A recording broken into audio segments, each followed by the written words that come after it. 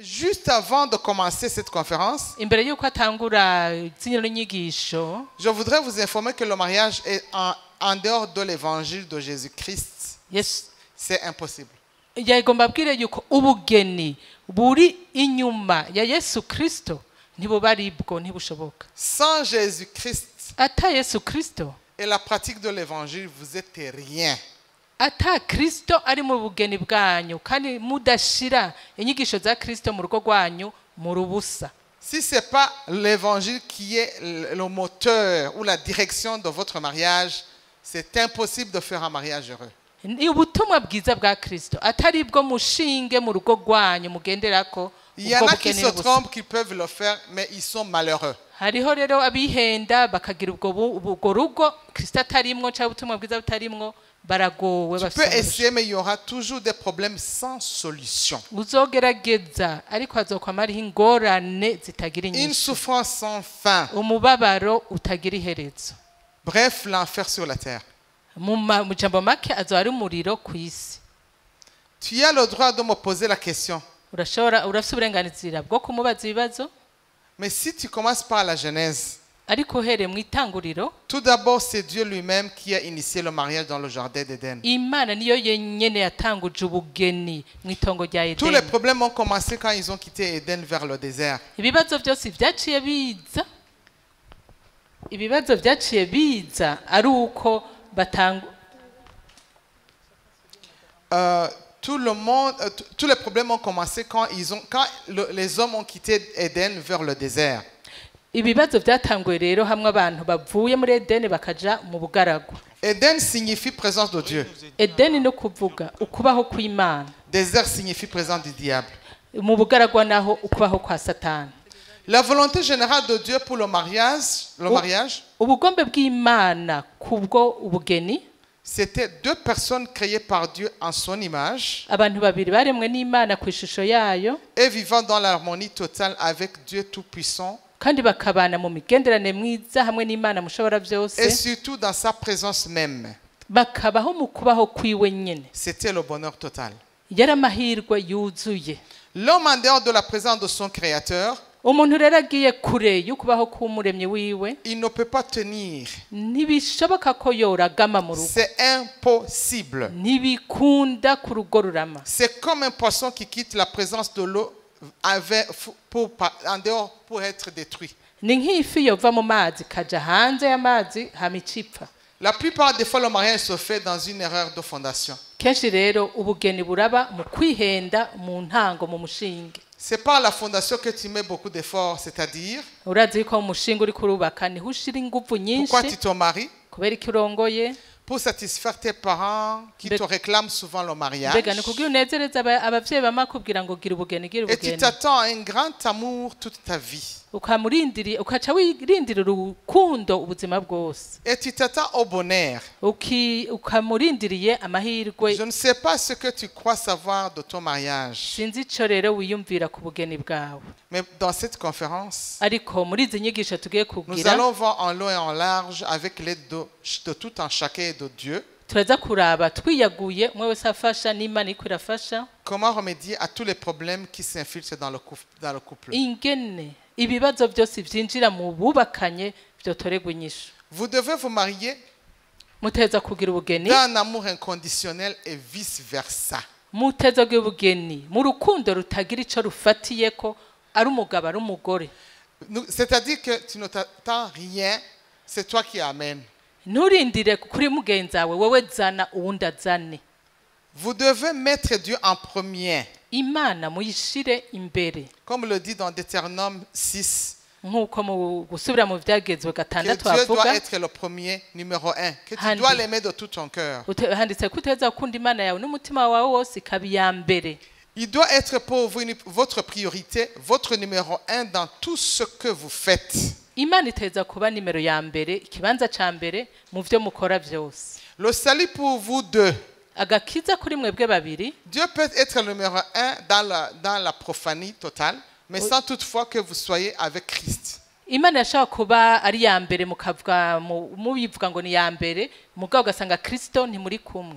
Jésus, il est le médiateur entre Dieu et l'homme. yesu niwe muhuza ahuza hagati y'umuntu n'imana. Apocalypse 2, tu dois avoir un amour profond avec le Seigneur. C'est-à-dire que si Jésus est numéro 1, il doit être vraiment numéro 1. gira urukundo rw'ibwina kuri yesu kristo, nimba nimero ya mbere nabi ya mbere vy'ukuri. Apocalypse 3, versets 15 à 16. Maman va lire pour nous. Ivyahishuriwe yohana combien 3, versets 15 et 16. ivyahishuriwe yohani 3:15 na 16 aravuga ngo ndazi ibikorwa vyawe yuko udakonje kandi ntubire, ico mugakonja canke ukabira 16. Nuko rero kuko urakazi uyazi udakonje kandi ntubire ngira nkudahwe. Ça, c'est très dangereux. Ibire n'ibintu byo usanga wigerejeko. Si le mari, c'est-à-dire que si tu te maries, tu as pris un homme qui n'est pas chaud et qui n'est pas froid. Nimba gisi bugeni ugasanga umugabo wawe ntakonje kandi ntashushe mu mwami, vous allez souffrir comme si il n'y a jamais eu de Seigneur dans votre vie. muzobabara cyane nkuko atigeze amenya umwami. C'est une consécration totale afin de bénéficier de toutes les promesses de Dieu qui se trouvent dans Deutéronome 28, versets 1 à 14. Ni ukwitanga cyane ukihereza umwami rwose kugira ngo rero ushobore kubona ko uri kukurikizamwe biri mu gusubira mu vyagezwe, havuga ngo Imana ishira imbere ya byose. Amen. Amen. Chaque soir, on va lire ensemble dans Deutéronome 28, versets 1 à 14. Gusomera hamwe gusubira mu vyagezwe. Ceux qui sont francophones, vous allez suivre dans votre Bible. Abantu basoma mu gifaransa murabe muri Bibiliya yanyu. Il y a beaucoup de promesses. 28. Deutéronome 28, versets 1 à 14 sont des promesses des enfants de Dieu. Gezwe 28 kuva kuri 1 gushika kuri 14 n'amasezerano y'abana b'Imana. Les promesses de Dieu pour les enfants de Dieu, c'est la plénitude totale. Amasezerano ku bana b'Imana ni aruzuye arikwije. C'est une grande, Dieu avait créé sur la terre le ciel. Imana yaremye ijuru mw'isi. Quand on reçoit Jésus, on revient dans Éden. Jésus a eu comme mission de nous ramener dans Éden, de retourner dans Éden, sans toutefois y être, mais d'y être pleinement quand Jésus viendra prendre son épouse. Iyo rero wakiriye so mwami n'umukiza w'ubuzima bwawe uba winjiye muri Edeni, ariko ntuburinjira bunengesere, ariko niyaza kutujana tuzonengeserezwa. Mais ça commence ici par terre, ariko sur la terre. Bihera ngaha mw'isi. Donc il faut faire attention, si tu es sauvé, sois sauvé 100%. Nukugaba rero nimba ukijijwe kizwa ijana ku ijana. Si tu es fiancé nimba ufise umufiancé uwo et que mukundana toi tu es sauvé, nawe ukaba ukijijwe, premièrement toi sois sauvé 100%. banza wowe ukizwe ijana ku ijana. Et prie pour que ton conjoint qui viendra soit sauvé 100% comme toi. Usenge yuko muzokubakana azoza akijijwe ijana ku ijana nkawe. S'il n'est pas encore arrivé au niveau, mais si vous êtes fiancé, mukire abajya bamwemeranije kuzobana mukire abafiancé, continue à l'exhorter, continue à l'aider pour qu'il puisse arriver au point où vous êtes dans la plénitude totale avec le Seigneur. bandanye mutera intege mu ijambo ry'Imana gushikaho muzoba mukunengesera rwose mu Mana. Chaque soir, misi yose ku mugoroba faire un partage en famille. Bon, attends, avant, si tu es déjà marié, nimba ramaze kugira ubugeni, chaque soir, misi yose ku mugoroba faire un partage de parole de Dieu et prier ensemble pour tout le monde, avec tout le monde. rondera ijambo ry'Imana murisangire mwese mu rugo murihurire ko musangire. Cette communion va vous amener une paix extraordinaire. Ubwo bunywane muzaba mugize buzobazanira amahoro arenze. Il faut un hôtel à la maison. Mu rugo hateza kuba igicaniro. Vous les mariés, mwebwe mwarongoye vous devez avoir un hôtel à la maison. muteza kugira igicaniro mu rugo rwanyu. C'est comme ça qu'Adam et Ève vivaient dans la plénitude avec leur Dieu. Nuko Adamu na Eva babayeho mu bunengesere n'Imana. Alléluia. Amen. Avoir une intimité entre couples en dehors de la maison de temps en temps, sans enfants. Avoir une intimité, c'est-à-dire avoir un moment ensemble. Mukagira ubunywane hamwe muri hamwe. Partager ensemble quelque chose. Mugasangira. Sortir ensemble. Mugasohokera hamwe. Pour avoir le temps de parler, toi et moi. Mukasohoka abubakanye muri babiri gusa n'abana mutari kumwe mukaganira. Afin de vous retrouver comme avant, quand ça a commencé. Kugira musure mumere nka kwa kundi mwari muri mutarabana muri afiance. Le problème avec les couples à un certain moment à cause des enfants. Ingorane z'abubakanye igihe kimwe bamaze kuronka abana. L'intimité se détruit. ubunywane bugenda burasambuka. Vous ne vous retrouvez plus parce que les enfants sont toujours là en train de crier, j'ai besoin de ça, des devoirs et tout ça. Et vous oubliez votre intimité. Nimusubira kugira ubunywane muri babiri ngo muganire, C'est le abana pilier de baraho, votre relation. abana baguma birukaho bari hariya amadevoir biki, ariko ivyo n'umushinge Il faut vous détacher un peu. rimwe na rimwe mukabarekeraho Au moins une fois par mois nka rimwe ku kwezi pour parler ensemble. mukagenda hamwe mwenyene S'il fait quelque chose qui ne te plaît pas, nimba akora ikitakunezera tu lui dis. mubwire. Maintenant, j'ai un problème. Les couples me disent, j'ai peur de mon mari. hari abagore bavuga ngo ndatinya umugabo Je wanje ne peux pas lui dire des choses. Il y a des choses qui font que je n'aime pas, j'ai peur. ngo hari ibintu akora ntakunda ngo Ça umuganga dépend de la atinya façon dont tu le dis. bivana n'ingene ubimubwira. Amen. Amen. Il faut lui dire la vérité quand vous êtes à deux. Vérité, chérie, je veux te dire quelque chose. Si ça ne te plaît pas, pardon. Ati Mais ça me chérie. fait mal. ko mubwira uti sheri jeki ikintu nisindagikunda n'ibisindabikunda bimubwira uti birambabaza. Et puis avant de lui dire ça, priez. imbere yo kuja kubimubwira banza usenge Priez pour ça. bisengere. Amen. Amen. Si l'un des conjoints n'est pas sauvé, celui ou celle-là qui ne l'est pas devrait prier beaucoup pour ça. mubakanye umwe adakijijwe undi akijijwe akwiye gusengera cane Ça peut uwo arriver bubakanye. que tu es sauvé après. C'est-à-dire vous êtes une des personnes est sauvée après le mariage. birashobora gushika mu bubakanye umwe akijijwe undi akazokizwa mu nyuma. C'est beaucoup difficile biragoye de prier pour le convaincre d'être sauvé. kugira umusengera akizwe Peu neza importe le temps que ça va prendre, ntacyo bitwaye umwanya bizotwara mais tu dois l'amener au salut. utegereza kumuzana mu gakiza. Tu es condamné. aho rero nuko nyene utegerezwa. Moi, ça m'a pris 10 ans. wewe byamufashe imyaka 10 J'ai prié sans cesse. yasenga ubudasiba Et je l'ai ramené au salut. aramuzana mu gakiza Pas beaucoup de force spirituelle, beaucoup de concessions. akoresheje ingufu nyinshi mu buryo bw'imhemu yiheba nyine. Amen. Amen. Jésus est le chemin, la vie, la vérité, le bonheur dans votre couple. yesu niwe nzira kuri n'ubugingo niwe mahirwe mu rugo Si rwanyu. tu écoutes un couple, wumvirije abubakanye il va t'expliquer les problèmes qu'il a. C'est ce couple. akakubwira ibibazo Mon afise mari fait ça, mon mari fait ça. ng'umugabo wanje akora ibi akora ibi Des choses incompréhensibles ou ibintu compréhensibles. bidatahuritse cyangwa bitahuritse. Mais la source, c'est le diable. ariko soko y'ivyo bibazo byose ni satani Le seul. wenyene satani gusa. Si tu n'es pas conscient que c'est lui, utazi neza ko ari satani abitera tu vas t'imaginer que c'est ton mari. uzokwaza ngo n'uwo mugabo wawe ari mubi. Parce que Satan, il est rusé, il fait tout pour que ton mari ressemble à lui. erega satani umunyamayeri azokora ko ashoboye kugira umugabo wawe asa Jusqu'à nawe le changer, le déguiser. ahindura uwo Même mugabo. quand tu penses à lui, tu te sens dégoût, tu sens le dégoût total. satani akamuhindura gushikaho umwiyumvire ubona yabaye satani ariko aragushishanya. Quand tu l'as aimé, igihe wamukunda il était comme un Dieu pour toi. wamenga ni imana Mais yawe aujourd'hui, il ressemble au diable. ariko umubona asa na Tu satani. crois que c'est normal? wibaza ko ari ibisanzwe. C'est le diable qui le change. ni satani amuhindura.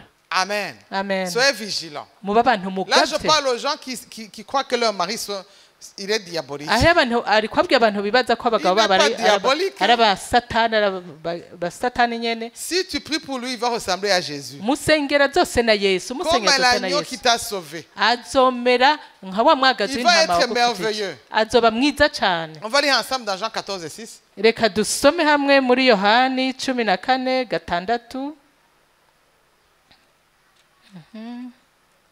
haravuga ngo yesu aramubwira ati ni jewe nzira n'ukuri n'ubugingo ntawushika kuri data ntamujanye.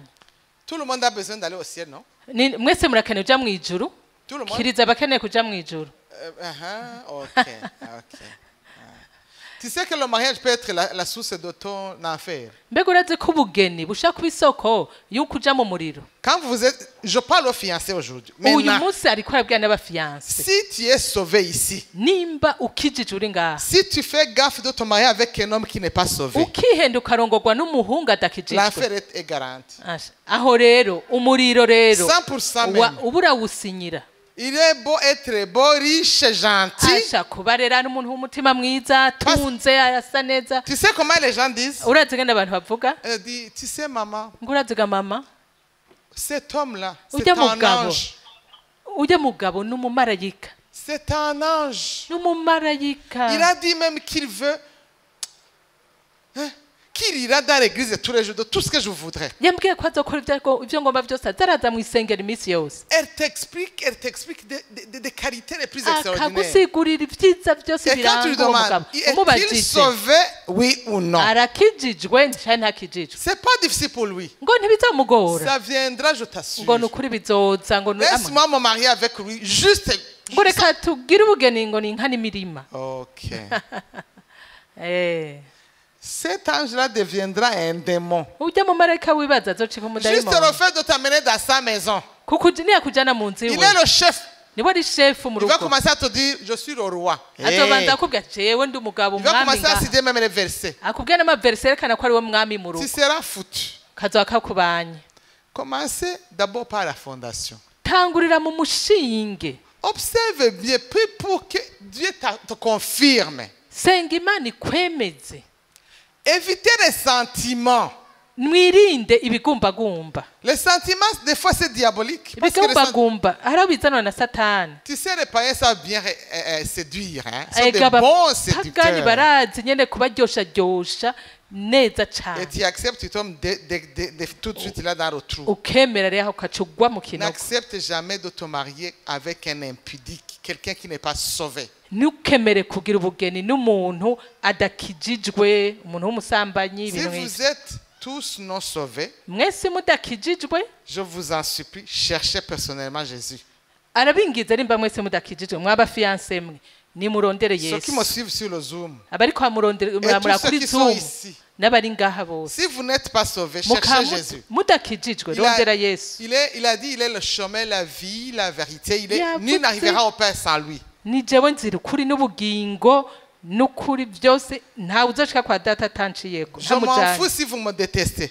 ntacyo bimutwaye nimba mu mwanka Il n'y a pas de mariage sans Jésus. nta bugeni butarimwo Vous yesu n'allez nulle part. aho muriko muraja Si vous êtes sauvés, si vous n'êtes pas sauvés, cherchez le Seigneur. Non seulement pour cette vie, nimba mutarakizwa rero rondera umwami atari kuri ubu buzima gusa mais aussi pour l'éternité. ariko ku bw'ubugingo budashira Car nous sommes ici de passage. aha turi mu rugendo Je sais que vous êtes en pleine vie, jeune, beau, belle. arazi muri mu buzima b'abajene baryohewe nyene Vous vous sentez invincible. mwumva mutarabaneshwa mutarabazopfa Mais c'est toute une petite partie que nous passons ici. ariko ngaha Une mw'isi toute petite partie. n'agapande gatoyi cane dubamwo Le ducamwo. grand homme qui va vivre longtemps va vivre 100 ans ou 100, 200, 330. umuntu wamara imyaka Même ijana si ijana na c'est mirongo ibiri 150. nayo yogira imyaka ijana na mirongo itanu Quel est le rapport avec l'éternité? gereranya iyo myaka n'ubugingo budashira murabe Alors, tu as besoin de Jésus rero urakeneye pour yesu vivre en paix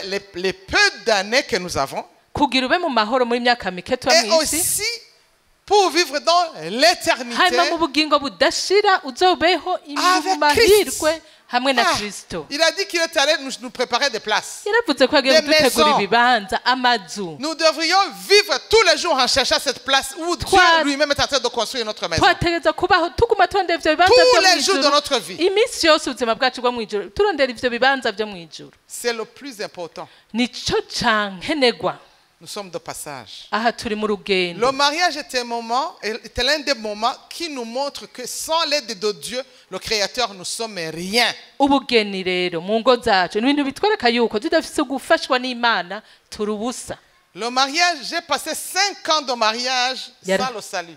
yaramaze imyaka 5 ari mu bugeni atarakizwa Je peux t'assurer, c'était 5 ans d'enfer. yokwemeza ko ari imyaka 5 yo mu muriro Amen. Amen. Maintenant, j'ai 30 ans, Ubu- 31 ans bientôt.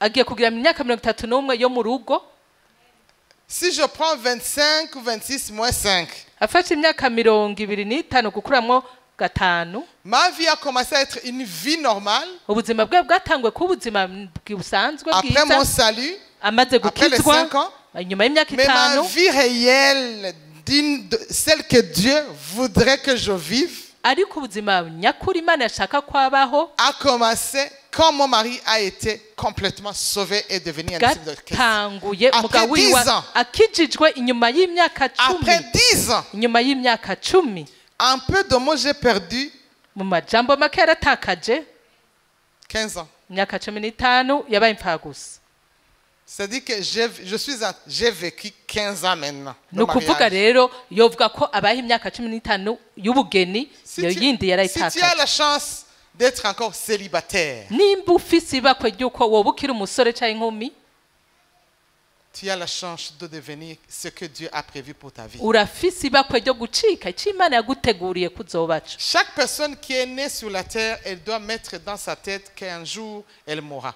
umuntu wese ari ngaha mu isi yavukiye mu isi ni ugushira mu mutwe ko umunsi umwe azopfa Et quand elle mourra, il y aura kandi deux chemins. niyapfa hazoba inzira zibiri Il y aura l'enfer ou le ciel. hariho mu ijuru no mu muriro Ne l'oublie jamais. ntimukavyibagire. Le mariage, c'est pas le ciel.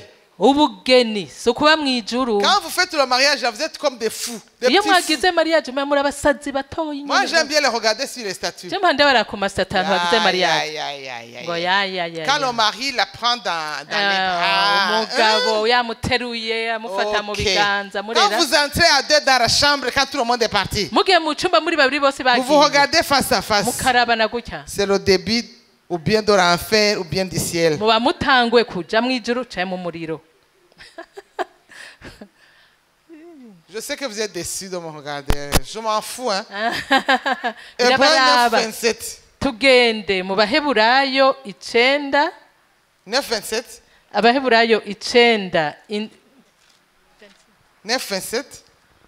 abaheburayo 9:27 haravuga ngo kandi nk'uko abantu babikiwe gupfa rimwe hanyuma yaho hakaza amateka hakaza amateka. Est-ce que quelqu'un peut me lire en français? Ninde usoma mu Un micro, gifaransa s'il vous plaît. mumuhe mikro asome mu gifaransa. Celui qui a la Bible en français. Umurese bira mu gifaransa adusomere abaheburayo 9:27. Hébreux 9:27.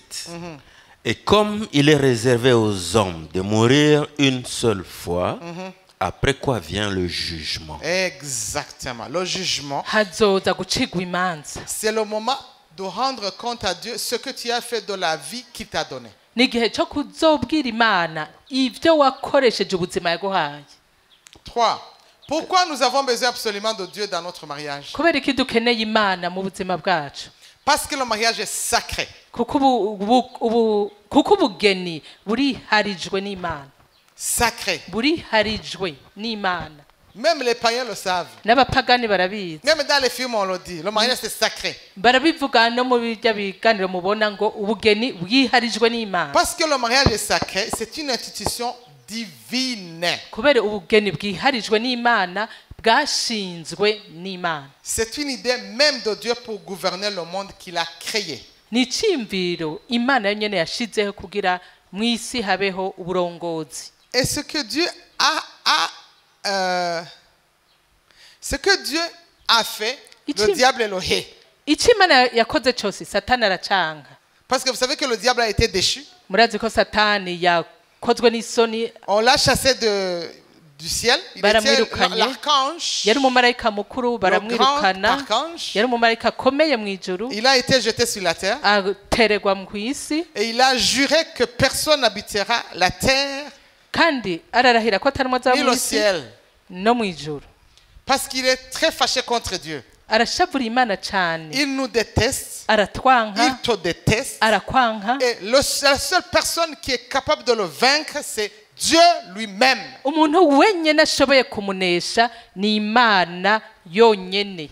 Alléluia. Amen. Quand Dieu a mis Adam et Ève dans le jardin, igihe Imana yashira Adamu na Eva mu itongo rya il Edeni était très content, yari inezerewe cyane très heureux. ahimbawe. Comme toi aussi, quand tu as des enfants, un bébé, nkuko nawe ufise akayoya mu biganza, ton premier bébé, ton premier enfant, umwana wawe wa mbere uriya wa mbere, tu te sens comme l'homme le plus heureux. wumva uri umuntu wa mbere ahiriwe. Pour les jeunes qui n'ont pas encore eu d'enfants, abagwaruka rutaronka abana, juste je vous prépare. arabateguye. Le jour où vous allez avoir le premier enfant, vous allez vous dire que vous êtes les premiers qui viennent d'avoir un enfant. umunsi muzoronka umwana uzoca wumva uri wa mbere uvyaye. Je sais que toutes les personnes qui sont ici, qui ont eu des enfants, ils le savent. arazi abantu hose yaronse abana ngaha barabizi. Ton premier enfant, tu crois que je suis le premier. Aucune autre personne n'a déjà vécu ça. uvya mwana wa mbere wibaza ngo uri wa mbere uvyaye uti nta wundi aramurongo. Dieu s'est réjoui d'avoir créé des hommes sur la Imana terre. yaranezero iremye abantu mu Adam isi. et Ève étaient des aînés de Dieu. Adamu na Eva bari abakundwa b'Imana. Chaque soir, il allait les visiter. Iminsi yose ku mugoroba yarabagenderera Il leur parlait. ikababwira. Je ne sais pas combien de temps, la Bible ne précise pas le temps qu'ils ont vécu sur la terre avant d'être déchus, Bibiliya d'être jetés dans ntivuga le désert. Bibiliya ntivuga umwanya bamaze mu isi mbere yuko batagwa mu bugaragwa. Mais ils étaient heureux. Bari bahiriwe. C'était la couronne de Dieu. Cari nk'urugori rw'Imana. C'est pourquoi Adam et Ève ont été séduits par le diable jusqu'à ce qu'ils soient jetés dans le désert par le Créateur. Nico gituma À cause de Adamu la jalousie du diable. kubera ishari rya Satani nico gituma yabahenze bagatabwa mu bugaragwa. Ce programme du diable n'a jamais cessé. Hanyuma umugambi wa Satani ntiwigeze uhagarara. Le même plan continue jusqu'à Uwo maintenant. mugambi wo kurwanya umwana w'umuntu urabandanya gushika uno C'est munsi. pour cela que les divorces se sont très nombreux Nico gituma maintenant. kwahukana kw'abubakanye ubu kurarenze. Dans le temps, c'était en Europe, maintenant au Burundi, Kenshi twumva iburaya bahukana ubu rero mu Burundi ça a commencé à être trop. byatangwe kuba byinshi cyane Parce que le plan du diable n'a jamais cessé. kubera umugambi wa Satani ntiwigeze Et il ne uhagarara cessera jamais. kandi ntuzokwigera uhagarara. Même si vous êtes marié et que vous êtes sauvé, naho mwaba mwaragize ubugeni mukijijwe et il va continuer. Satani azogumaza gutera igere ngaho nyene. D'ailleurs, vous êtes la cible préférée. Ahubwo nyene arondera mwebwe nyene. Parce que quand vous êtes heureux, Iyo muhiriwe muryohe mu rugo vous énervez le diable. murashavuza Satani. Chaque mariage qui se célèbre, Ubugeni bwose bubaye il y a un plan pour le diable pour la destruction. Un nouveau plan pour le diable pour la destruction. Satani nayo izana umugambi mushasha wo gusambura urwo rugo. Il utilise beaucoup de ruses Akoresha amayeri qui menshi sont justifiables humainement parlant. kandi ayo mayeri ukabona umenga arafise Et cela pour ukuri tout le monde. kandi ku bantu bose. On va lire ensemble dans Matthieu 16, verset 23. Turasoma muri Matayo 16 16, 23. Matayo Je veux que le papa qui a lu reste avec le micro. Hein. Donne-lui le micro. Nous allons lire les deux langues. Matayo 16:23 haravuga ngo ahindukirira Petero ati herera inyuma yanje Satani. Yeah. Quand Pierre parlait, il ne savait pas qu'il était en train d'être le porte-parole du diable Petero ariko aravuga ntiyarazi ko ariko avugira Satani pour décourager Jésus, kugira intege Yesu afin de mourir pour nous. kandi Yesu yagomba kudupfira. C'est la même chose pour le couple. Nico kimwe no mu rugo. Des fois, Rimwe na rimwe il faut savoir discerner si c'est Thomas ou si c'est le diable qui parle. uzoza urayumviriza umve ko ari wo mu mwakanya avuga cari Satani. Il vient, il parle, Akaza akavuga et tu sens qu'il est en train de t'engueuler ou te dire de mauvaises choses. ukumva ariko aragutuka kubwira amajambo mabi. Mais si tu es spirituel, tu sauras que c'est pas lui qui parle. Uri umuntu w'imwemu uzomenya ko atari we ariko aravuga. Et dans ce cas, tu ne vas pas t'attaquer à lui. Aho rero ntuzoheza ngo ushwanire uwo mwubakanye. Tu vas te mettre à genoux et parler à Dieu. Ugende wiherere usenge uvugane n'Imana. Tu sauras le pardonner. Uzomenya kumubabarira. Il peut lire. Le papa peut lire en français. Papa nasome mu Gifaransa. Matthieu 16, 23. Yeah. Mais Jésus, se retournant, dit à Pierre, arrière de moi, Satan, Exact. tu mets en scandale, car tes pensées ne sont pas les pensées de Dieu, mais celles des hommes. Amen. Amen. Quand vous vous mariez, Iyo ugize ubugeni là je parle aux mariés, ariko abwira abantu bubakanye. ton mari, il peut parler, Umugabo wawe arashobora ou kuvuga ta femme parler, cyangwa umugore wawe akavuga et tu te dis que c'est lui qui parle. kibaza niwe ariko aravuga. Alors que c'est pas lui, c'est le diable qui parle. Atari we ari Satani yamuvugiyemo Parce qu'il rôde. kuko aguma Tu tuzunguruka. peux lire dans 1 Pierre 5, verset 8. Twoshaka gusoma muri Petero wa mbere 5:8. Petero wa mbere 5:8 haravuga ngo mwirinde ibiboreza mwame mugavye umurezi wanyu ari we wa mugwanizi agenda nk'intambwe yivuga arondera uwarotsa. En français. Soyez sobres, veillez. Votre adversaire, le diable, rôde comme un lion rugissant, cherchant qui il dévorera. Vous les couples mariés, Mwebwe abantu bubakanye il faut rester sobre muba abantu bagavye et veiller. mugabe gose Parce que le diable rôde autour de vous pour vous dévorer. satani aguma bazunguruka Il kugira se ngo réjouit de abagwanye voir un couple détruit. satani aryoherwa n'abubakanye Il est basambuye heureux. aranezerwa Il fait même une fête. aragira n'umunsi mukuru Fais gaffe. uragabe rero Priez incessamment tous les jours de votre vie. musenge ubudasiba Quand vous vous mariez, iyo mugize ubugeni vous avez décidé pour votre conjoint, de vivre pour votre conjoint, pour donner et non pas pour recevoir.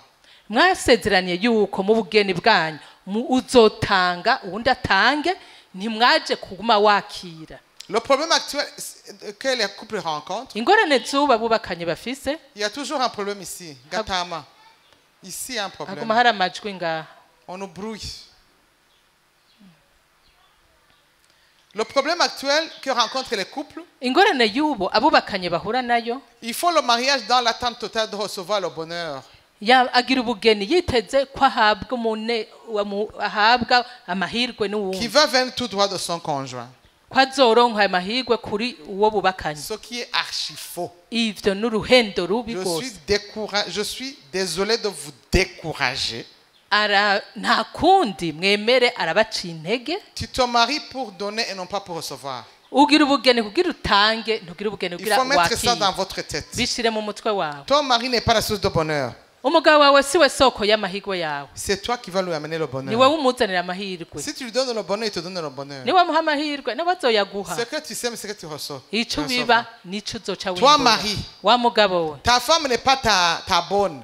umugore wawe si umuyaya C'est pas ton cuisinier. si umuboyi wo mu gikoni Elle n'est pas ton esclave. si umuja wawe Tu es là pour la servir. ari ngaho ugira Et ico umufashije si tu la sers, elle va te servir. niba uragira ivyo umufashije Ce nawe que tu azogufasha sèmes, c'est ce que tu vas ico récolter. biba nico uzokwimbura Je suis désolé. ivyo Il y a rero personne qui va être une servante de quelqu'un d'autre. nta n'umwe yoba umuja w'uwundi Personne. murafashanya Avant de prendre la décision de te marier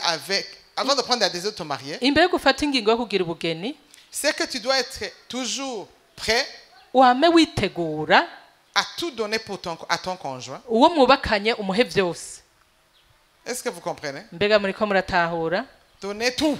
muhe vyose Le temps, umwanya l'amour, muhe urukundo la vie, ubuzima la prière. isengesho Vous allez me tuer aujourd'hui. muramuyica uyu munsi Quand on te demande, bakubajije bati dans la maladie, mu dans ngwara la pauvreté, mu bukene vous ne comprenez rien. nta na kimwe mutahura Mais la réalité est autre chose. ariko ukuri n'ukundi Qui peut avouer avec moi que la réalité est différente?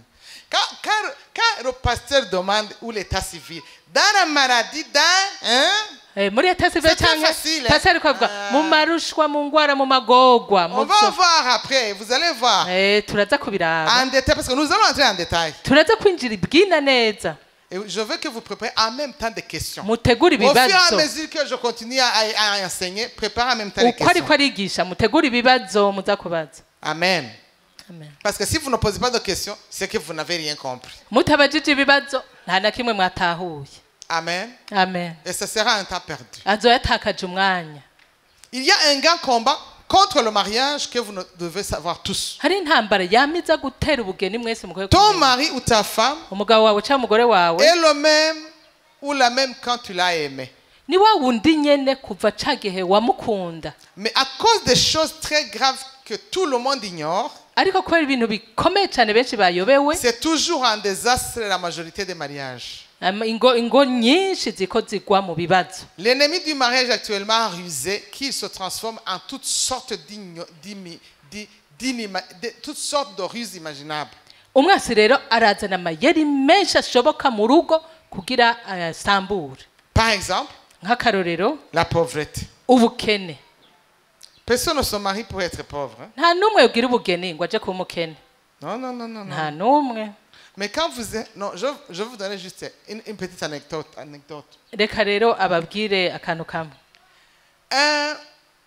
Il y a une personne hariho umuntu elle a une maison où les mariés viennent chercher la décoration, les salles de réception et tout ça. hariho umuntu afise rero ahantu baza kuronderera ibyo kugira decor mu masale de réception C'est-à-dire qu'elle reçoit les nouveaux mariés, les nouveaux les prochains mariés. arakiriye bakundana bagiye kugira ubugeni. Quand il commence à chercher, à parler des prix, de comment va ressembler la salle de réception, la décoration. Atanga kuvuga ibiciro by'ingene iyo decor izogenda. Madame cherche toujours le luxe. Madamu yamarondera ibikomeye by'amahera menshi. Il ne pense, surtout les dames, elles ne pensent jamais qu'est-ce qui va suivre après. Nta nemwe yumvira ati mu nyuma tuzobaho gute. Qu'est-ce qu'on va manger? Tuzorya iki? Et le bébé qui va venir tout de suite après le mariage, elles sont enceintes. Kenshi nyuma y'ubugeni barasama inda. Elle n'imagine jamais ça. Niyumvira ati umwana j'ai besoin que mon mariage soit la brillance, l'histoire dans la ville. Akomba yuko ubugeni bwa mbere mu gisagara bagende baramuvuga hose bamupostanye C'était n'ibikomeye. extraordinaire. Ko byari bitangaza. Je suis désolé de te décourager. Arababajwe no kuguca intege.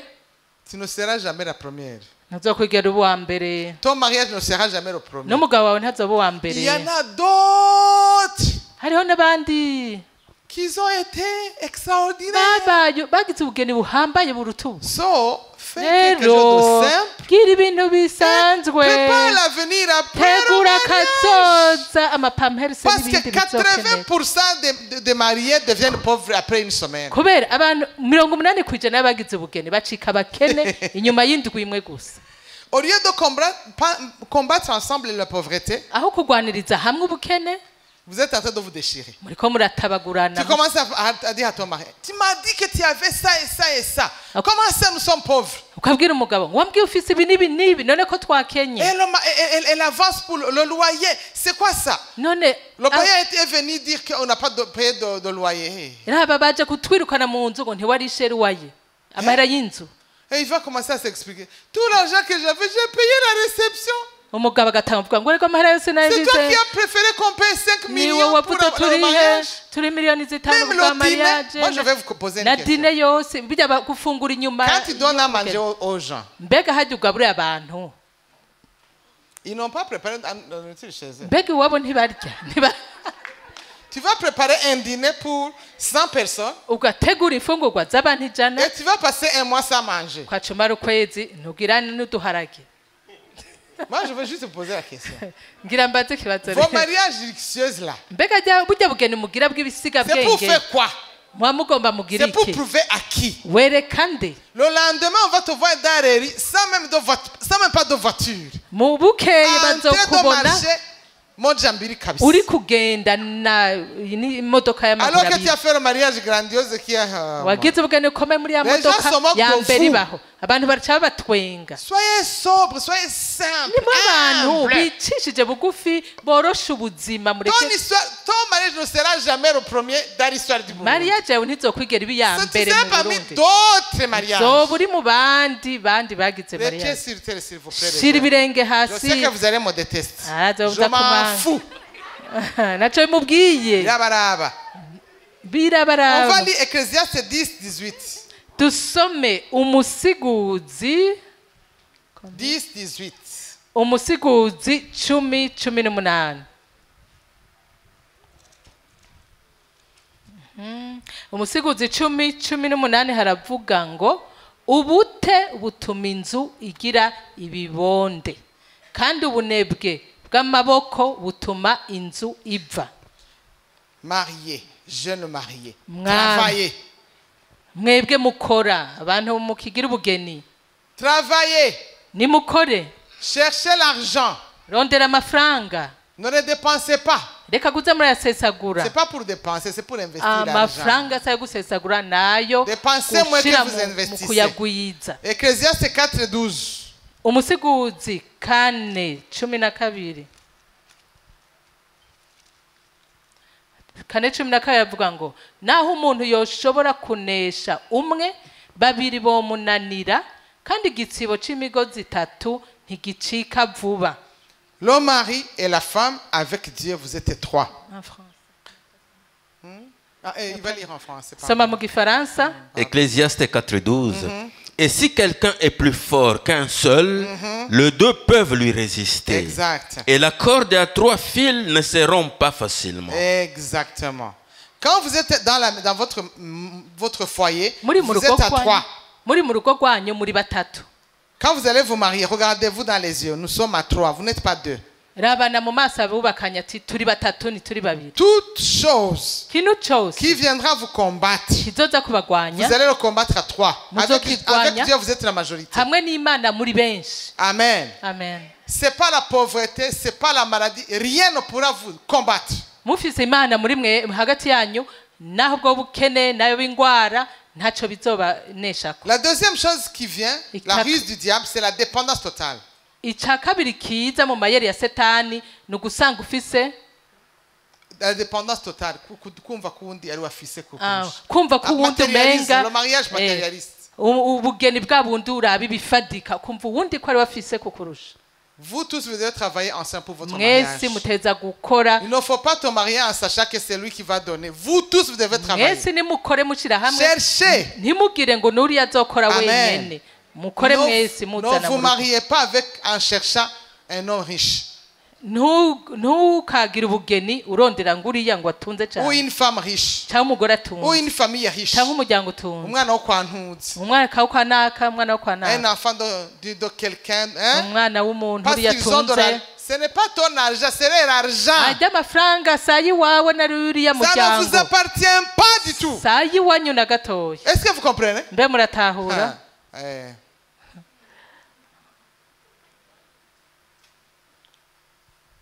Amen.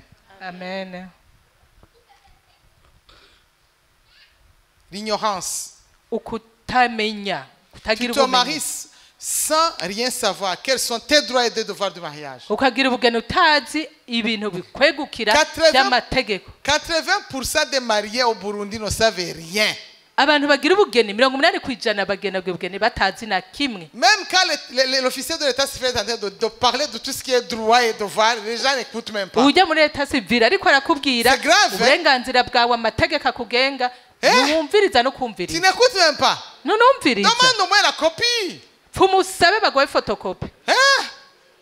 Vous ne savez rien. nta na kimwe muzi. Même les parents burundais, par exemple, moi je parle pour les burundais, ariko avugira abarundi n'abavyeyi ils ne b'abarundi préparent pas leurs enfants pour le mariage. ntibategura abana babo bagiye kugira ubugeni. Ils ne prennent pas à côté la fille et lui disent tu vas faire ça et ça et ça. ntibafata umukobwa ngo amubwire Ils sont uzogiye gukora ibi n'ibi intéressés n'ibi. par le fait que la fille dit maman je veux marier. Papa, ajyaho je veux gusa marier. nuko umwana we Wow. wavuze ngiye kugira ubugeni ati wawu Qu'est-ce qu'il a pour amener dans le mariage? mbega afise iki atwaye mu bugeni Un bagage intellectuel. mu buryo bw'ubumenyi Spirituel. mu buryo bw'impemu. Est-ce que les challenges que la personne va rencontrer dans le mariage, tu l'as préparé? Parce que toi, tu les as déjà vécus. mbega ibibazo agiye guhura navyo wamuteguye we ko amaze Les parents kubibamwo. burundais sont très contents d'avoir des enfants qui sont mariés, même sans aucun sou, sans aucun travail. abavyeyi b'abarundi barakunda umwana Est-ce wako que agira vous trouvez ubugeni ça normal? atani ihera rimwe afise Ta fille va atanakazi se marier sans travail. umukobwa wakaja kugira ubugeni nta n'akazi akora. Ton fils va se marier sans même pas avoir l'argent qui va louer une maison. umuhungu wakagira ubugeni ntafise n'amahera yo kuriha Mais inzu. quand même, mais quand même. ariko ivyo bintu mumva Vous nibi parents, vous êtes où? mwebwe mw'abavyeyi we muri Et he quand ils sont dans le divorce, vous êtes en train batanguye de... kwahukana. Hein? Ma fille. mwe mukobwa wanje C'est comme ça que ça niko sort. zubakwa. Même avec ton père, on a souffert. natwe naso twarababajwe turamererwa Il faut quand nabi. même erega être courageuse. ni umuntu w'umutima ugumye nyene urinde. Tu ne l'as pas préparé. Hein? ntiwigeze mutegura. L'enfant ne savait rien. umwana yagiye mutwe musa ntacazi. L'ignorance. N'accepte kutamenya. jamais d'aller dans un mariage en ignorant ce que tu vas faire là-bas. ntukagende kugira ubugeni utazi mu C'est vyumviro une n'ubwenge vie- ivyo ugiye non. gukora. C'est une vie extraordinaire. n'ubuzima compliqué. budasanzwe kandi burimwo imitego n'ibibazo. Ton enfant va se marier, tu ne lui dis même pas comment il va se comporter avec sa belle famille. ukabugenda umukobwa wawe akagenda kugira ubugeni ntumubwiye n'ingene aza kubifata imbere ya ba sebuko na ba Parce que nyabukwe. l'enfant va rencontrer une autre famille qui n'a rien à voir avec la sienne. uwo mwana azohura n'undi muryango yinjiyemwo atawuhuriye Des n'uwo belles-sœurs yavuyemwo. sataniques ou diaboliques. baramukaze we ushobora gusanga ari abantu Une b'abasatani belle-mère sorcière. ugashobora gusanga inabukwe ni umurozi ni umupfumu. Des personnes abantu Qui ne s'attendait même pas. atari yiteguriye guhura nabo. Maman, papa, préparez vos enfants pour le mariage. Mama papa tegura abana Prends banyu le temps de les kubugeni. préparer. Fata umwanya wo kubategura. Prie pour eux, Basengere pour leur destinée. kuri kazoza Pour leur kabo. destinée. Même quand il est encore dans le ventre, quand les Naho enfants sont dans le ventre. naho umwana bakiri mu nda Prie pour musengere. eux. Musengere. Pour qu'ils ne rencontrent pas des animaux sauvages comme Ntazahure n'abagabo ou femmes. cy'abagore b'ibikoko. Ça, c'est très très important. Ibyo ni de préparer votre- iby'agaciro cyane. Non. Ok, on va entrer dans le détail après. Reka turaza kwinjira La mu nsi yawe. désobéissance mutuelle. Ukutumvira kuri umwe n'uwundi bumubakanye.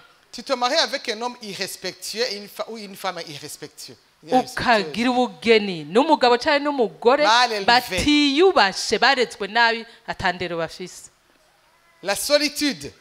Ukuba umuntu ari kwa kwiwe yigunga Vous wenyine. êtes ensemble, mais tu te sens seul. Car ton conjoint ne t'accompagne jamais. Murubakanye mugabo umwe muri wewe umwe ku wundi ntaguherekeze mu vyo urimwo kwimvura Cela wenyine. est dû au manque de communication. Ivyo biva nuko mutaganira. Là, je vais être très sévère. Hari agira bakarire rero. Marie, Wa mugabo ta femme, c'est ton amie. umugore wawe Avant n'umugenzi qu'elle soit wawe. ta femme, elle Mbere- est ton mari. Ton Mbere ami. yuko aba umugore wawe Ton n'umugenzi ami wawe. intime. N'umugenzi umubwira vyose. Cette personne doit savoir tout de toi. Uwo muntu Meme ateza rien. kumenya vyose ku vyawe atacu Madame. Madame, Ton mari, c'est ton ami.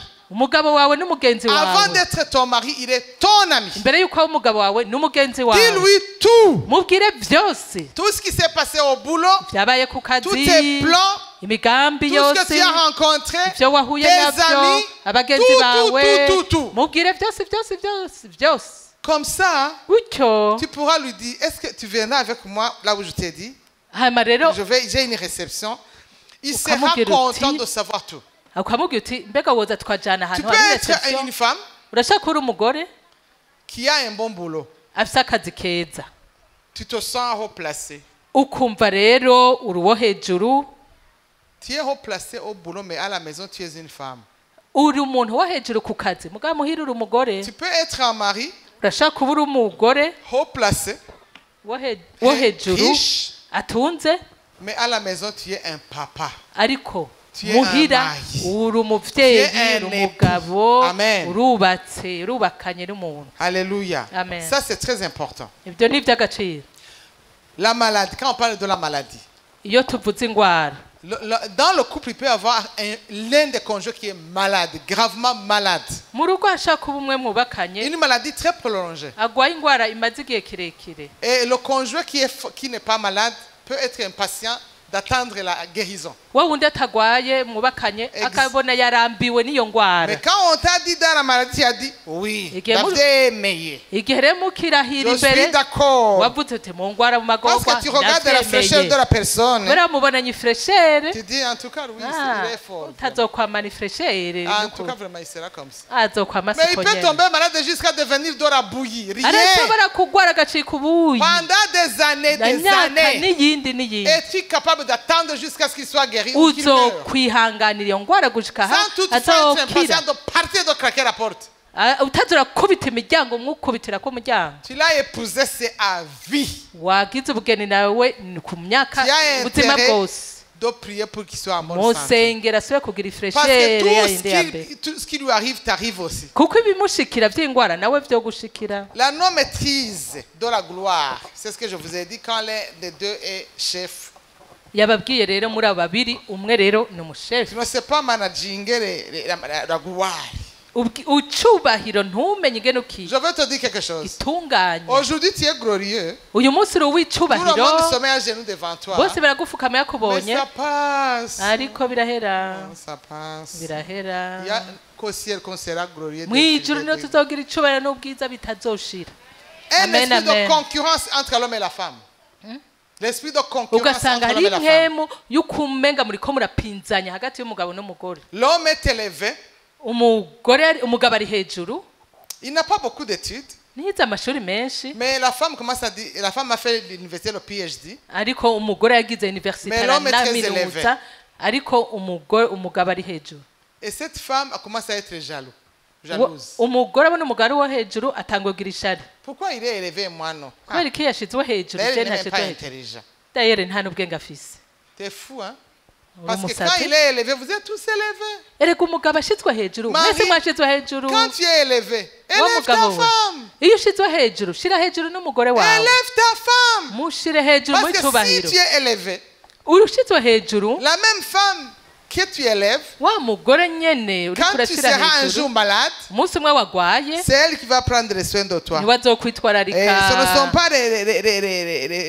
la sécurité qui va prendre Si soin. ba abantu bagucunze baba garde C'est ta corps femme bazoza avec kukugwaza laquelle vous dormez n'umugore dans le wawe. même lit. Wa mugore muryamana mu Tu gitanda as kimwe intérêt de l'élever, mushire hejuru de mu cyubahiro l'honorer, muha icubahiro de la bénir muhezagire tous les jours. misi yose. La concurrence ne devrait jamais exister entre la femme et le ntihaba mari. ibintu vy'ukumenga murafitaniye Tout amashari ceci n'amashari produit l'infidélité, kandi ivyo byose bica bizana uguta ubwizigirwa, la haine, inzigo, la compétition, ukumenga muriko l'esprit murahiganwa, de contrôle, impemu la y'ukugenzura, les plaintes, imyidodombo, les disputes, et mugashwana, enfin le divorce qui est Munyuma. égal à l'accomplissement du plus grand plan du diable. mu nyuma akaza kwahukana ariwo mugambi wa mbere ukomeye wa Satani. Dans Jean 10, Biri yo muri Yohani 10:10 Jean 10, turasoma Yohani 10. est-ce que vous êtes bénis? Mbe murahezagiwe Bienvenue. muriko murahezagiwe abariko barahezagirwa ni bande? Merci beaucoup. Haravuga Gloire à Dieu. ngo Uh-huh. Yohani 10:10 igisuma ntikizanwa n'ikindi atari kwiba no kwica no gutikiza.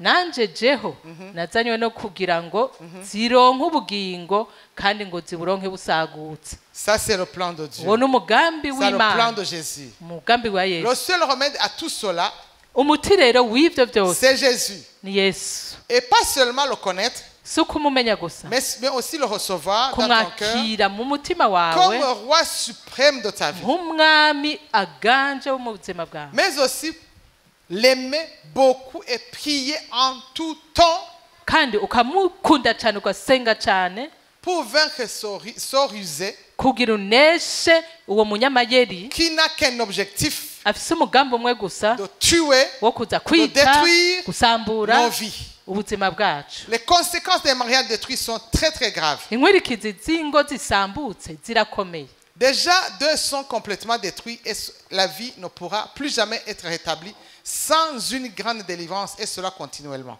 Kandi ntizizosubira kusubira kunywana izo ngo atari uko habaye gubohoka gukomeye. Les enfants sont des grandes victimes de ce désastre. Abana bama baba inzirakarengane yuko kwahukana. Les familles de deux côtés sont Iyo détruites. miryango mu ruhande rwose rw'umugabo n'umugore La société en général. barasambutse. N'ikibano cyose Et kirasambutse. Dieu par-dessus tout, car quand ils se sont mariés, Kandi n'Imana irababara kubera igihe bagira ubugeni. et après l'état civil, c'était l'Église et le divorce fend le cœur de notre Seigneur. Bavuye rero hajya muri leta civile bakahezagirwa no mu isengero hama bigapfa gutyo umutima w'umwami wacu urababara. Quelques exemples de mauvaises fondations. Uburorero bumwe bumwe usanga ari mushinge mubi. La beauté physique Ubwiza bwo ku qui mubiri. est passagère. Ubwiza bwo ku mubiri ni ubw'akanya gato. Je veux décourager les gens ici. Yagomba aca intege abantu ngaha. Ne te marie jamais avec quelqu'un parce qu'il est beau ou belle. Ntuzurongore nca urongogwe n'umuntu ngo nuko ari mwiza. Jamais. Nta na rimwe. La beauté physique est contraire à la beauté de son cœur. Ubwiza bwo ku mubiri bushobora kuba ari igihushanye bw'ubwiza bwo ku mutima. Le matérialisme. Ugukunda ibintu kurongorwa Les pressions familiales. ibibazo byo mu miryango. La plupart des familles ici font la pression aux enfants. Nugukandamiza abana ngo bagire ubugeni. Imiryango y'ino myinshi ikandamiza abana ngo bagire Ça, c'est ubugeni n'ingoga. satanique. Ivyo biva kwa Satani. Parce que tu es en train de l'envoyer tout droit vers le diable. Uriko umurungika kwa Satani. Conclusion. Mu guheraheza Le code de conduite du mariage amategeko yo arongora ubugeni se trouve dans Ephésiens 5, 22 jusqu'à 33. ari mu Banyefeso 5:22 gushika kuri 33.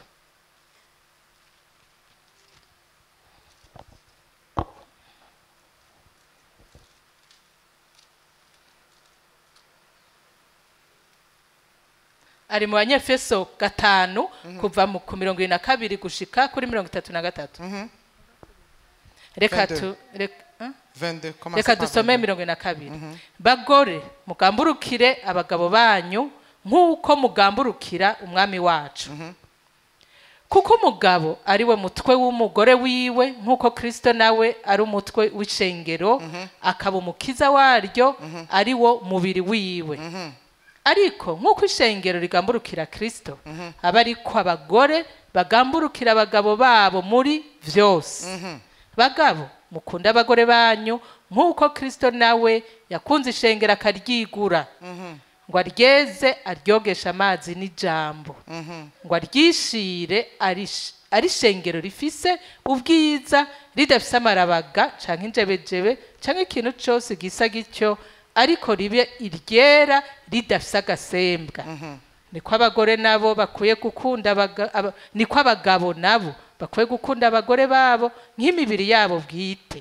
Ukunda umugore wiwe aba yikunda kuko ata muntu yigeze kwanka umubiri wiwe ariko arawugaburira akawubungabunga nk'uko Kristo nawe agirira ishengero kuko turi ingingo z'umubiri wiwe. Ico gituma umuntu azosiga se na nyina akabana n'umugore wiwe akaramata bompi bakaba umubiri umwe. Iryo banga rirahambaye ariko mbivuze kuri Kristo n'ishengero. Peut lire en français. Ephésiens chapitre 5 de 22 à 33. Femmes, soyez soumises à vos maris comme au Seigneur. Je vais dire quelque chose ici. Hari kinagira vuge ngaho. Quand on dit soumise, ça ne signifie pas être esclave.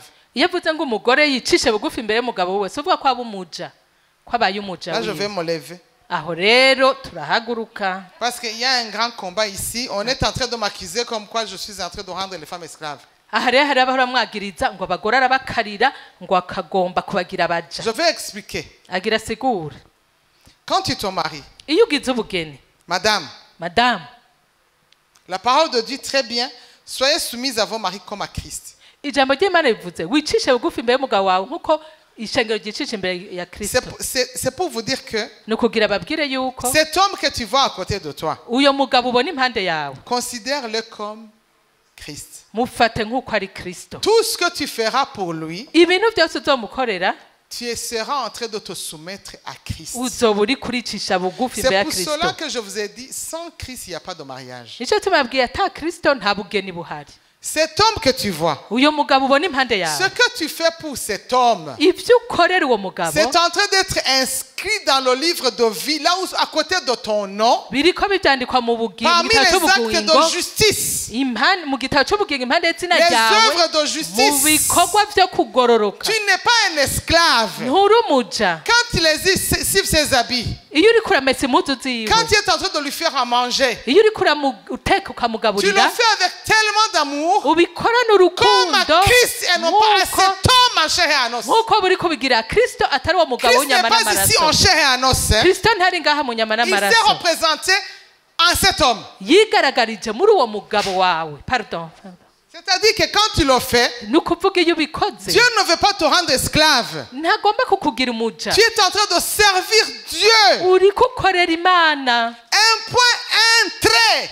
n'akaburungu ko nyene. Est-ce que vous êtes en train de me comprendre? muriko Ne muramutahura. faisais plus jamais quelque chose en se disant je suis en train d'être esclave de mon mari. ntuzose gukorera ibintu umugabo wawe Ça ne sert utuvuga à rien. ngo ndiko ndamubera Et umuja. Dieu Ntacyo aime bimaze. l'attitude de cœur. Imana ikunda inyifato Dieu y'umutima. aime quand tu fais quelque chose avec de l'amour et de la joie pour lui. Imana ikunda ko mukora ibintu byiza n'umunezero iraba mu mutima. Arashishaski.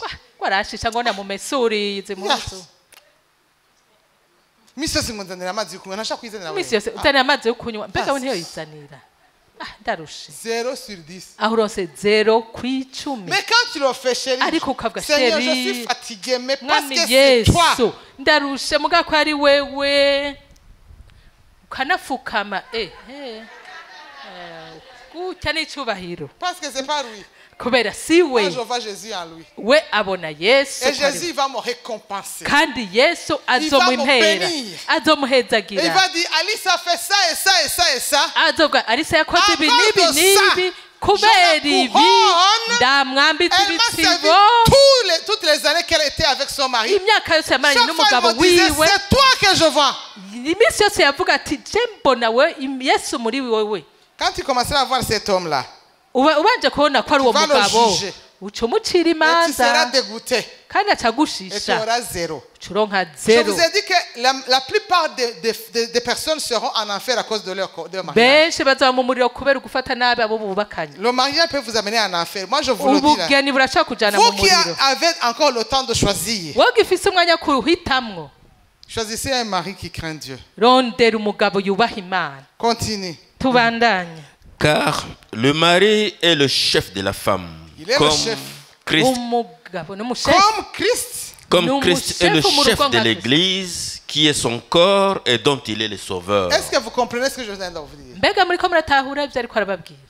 Cet homme que tu vois, il est chef, il est ton chef. uyo mugabo ubona niwe mutegetsi wawe. Dieu a mis de l'ordre sur la terre. imana yashyizeho urutonde mu Comme isi un pays ne peut pas être gouverné ou vivre sans autorité, nk'uko igihugu kitobaho kitafise abategetsi. le chef de la maison, c'est papa. umutegetsi mu rugo ni papa. C'est le chef. niwe ari umutegetsi. Vous aimez parler de votre mari? Oui, quand le gouvernement vient, madame, est-ce que vous avez un cahier de visiteurs? hajya abajejwe ubutegetsi baje murafise yakaye irimwo C'est abashitsi mon mari qui tient ça. ngo n'umugabo wanje Vous aimez ayifise. parler de vos maris quand il y a la responsabilité, hein? iyo hageze rero inshingano mubita ku Mais bagabo quand il banyu s'agit de le servir, vous êtes en train d'esquiver. ariko hageze kumutegurira utuntu nturiko urabikora. Et vous êtes en train de m'attaquer. hama usanga hari Cette femme attaque les femmes, je m'en fous. Maman, Je vous dis la Bible. baba bamwagiriza ngo Moi, je m'en fous, hein. ngo arakarira abagore arakarira abagore. Je m'en fous. ababwira bibiliya ntacyo Je parle de bimubwira. ma Bible. avuga bibiri ikivuga. Moi, est-ce que si vous me regardez, moi, je suis un esclave. mbega Est-ce mumuramura que moi, je asa suis un n'umuja. esclave? Regardez-moi bien. Je suis un mumurabe esclave, moi. neza asa n'umugore w'umuja hajya. Est-ce que je suis un esclave? mbega n'umujakazi. Hein? Dis oui ou non. vuga ego cyangwa oya. D'accord. no. Ok. Et Ah, pourtant, rero. je suis soumise à mon mari. ariko umugabo we araca Parce que bugufi si je imbere ne suis y'umugabo pas soumise wiwe. à mon mari, je ne pouvais pas être ici. aticisha bugufi imbere y'umugabo wiwe Il m'a ntiyoza dit, tu n'y kubigisha vas ibi. pas. Si tu y vas, partez pour de bon. arashaka kumubwira ati Si je ntugende. n'étais pas soumise à mon mari, iyo aba ataricishije bugufi imbere y'umugabo je ne wiwe pouvais pas être ici. ntiyari kuba yaje ngaha. Il me dirait, tu vas et tu ne reviens pas arashaka ici. kumubwira ati ukajayo ntugaruka. N'est-ce pas? ni sivyo. La soumission t'ouvre des portes. kwicisha bugufi imbere y'umugabo wawe bikugururira imiryango. La soumission à ton mari t'élève. kwicisha bugufi imbere y'umugabo wawe birakuduza. Je m'en fous. ntacyo bimbwira. Ok, continue, papa. bandanya 24. papa usoma. Or, de même que l'Église est soumise à Christ, les femmes aussi doivent l'être à leur mari en toutes choses. Ah, répète. Ah, De même que l'Église est soumise à Christ, uh-huh. les femmes aussi doivent l'être à leur mari en toutes choses. abagore bateza kwicisha bugufi kuko ishengero ryicisha bugufi imbere ya Kristo muri byose. Quand vous venez à l'église, iyo muje mu isengero papa pasteur vous a dit de rester. papa pasere yababwiye Et musigare. tout le monde est ici. c'est pas tout le monde. Non, pas tout le monde, mais il y a vous. mwebwe muri ngaha. Est-ce que vous êtes des esclaves? mbega mwe mwasigaye murabaja. Ok. Est-ce que vous n'êtes pas en train de gagner? mbe ni muri ko murunguka kurusha D'accord. bagiye. Ok, continue. 25. bandanya. Marie, aimez vos femmes comme Christ a aimé l'Église et s'est livré lui-même pour elle. Regardez-moi les maris, regardez-moi, Abagabo. fixez-moi dans les yeux. abagabo mumurabe mu maso. Aimez vos femmes bagabo kunda abagore banyu comme Christ a nk'uko aimé son Kristo église yakunze ishengero ryiwe jusqu'à donner sa vie. gushika yitangira ubuzima bwiwe. Est-ce que vous êtes prêts à donner votre vie? mbega muriteguye gutanga ubuzima ku bw'abagore banyu. Aha. murashikiriwe abagabo namwe. Applaudissez pour les hommes. komera amashyi abagabo. Quand tu vas l'aimer, niwamukunda quand tu vas te soumettre, niwicisha bugufi il va mugore donner sa vie pour toi. azogutangira Il ubuzima sera prêt à bwiwe. donner sa vie pour toi. azokwitegura kwitangira ubuzima bwiwe Mais ku Dieu a bwawe. commencé par les femmes. mugabo mana yahere ku bagore mwicishe Qu'on doit se bugufi. soumettre à eux yicishe bugufi imbere comme à y'umugabo wawe Christ. nk'uko C'est facile mwicisha de imbere dire ya à Kristo. Christ, I love you so much. Oh my biroroshe God. kubwira Kristo ndagukunda cyane mana yanjye. Ma robe est déchirée. Yo. C'est très facile de biroroshe dire, Je t'aime, Seigneur. ndagukunda Je mwami t'adore, Seigneur. ndagutazira Tu es ma raison mwami de vivre, Seigneur. uri impamvu yo kubaho ku buzima Même bwanjye pleurer. ukanarira n'amosozi akaza Et quand il va te dire, est-ce que tu es prêt à dire ça à ton akubwiye mari? mbega ivyo wabibwira umugabo Parce que c'est lui wawe mon représentant ici. ko ari wanserukira ngaho muri urwo rugo Quand tu seras comme ça, niwamera c'est uko très facile pour le mari bizokoroha ku de t'aimer mugabo jusqu'à mourir à ta place. wicishije bugufi ukamubwira amajambo umugabo wawe azokomera nawe ugupfira Toute chose a un prix sur la terre. ibintu byose mu isi bifise ikiguzi Le mari va être comme Dieu veut quand il est. Je ne sais pas pourquoi Paul a commencé par les femmes. ntazi igituma pawulo yahereye ku Je sais bagore pas. ntazi igituma Peut-être il a réussi comme ça. yashaka kuba yavyakiriye uko Mais il nyene a commencé par les femmes. yahereye ku bagore Parce que les femmes en Kirundi, on dit que nous sommes les piliers de la famille. kubera abagore mu kirundi bavuga turi inkingi z'urugo Si tu es comme ça sera facile à l'homme de te protéger Niwa- et donner sa vie même pour toi. niwiyorosha ukicisha bugufi imbere y'umugabo wawe umugabo nawe azogutangira ubuzima Vous continuez à m'aimer. muriko muramukunda mbega D'accord. canke Continue, papa. bimeze gute Afin de la sanctifier par la parole, après l'avoir purifiée par le baptême d'eau, Papa, est-ce Kugira- que vous êtes prêts mbega abagabo muriteguye à chaque soir donner la parole à la maison iminsi yose ku mugoroba gutanga ijambo mu rugo pour purifier ta femme et tes ngo enfants? kugira ngo abana bawe n'umugore ubezeshe J'aime bien, ijambo Pasteur Marcelo, il a dit un jour, Pas- c'est moi qui ai baptisé ma femme.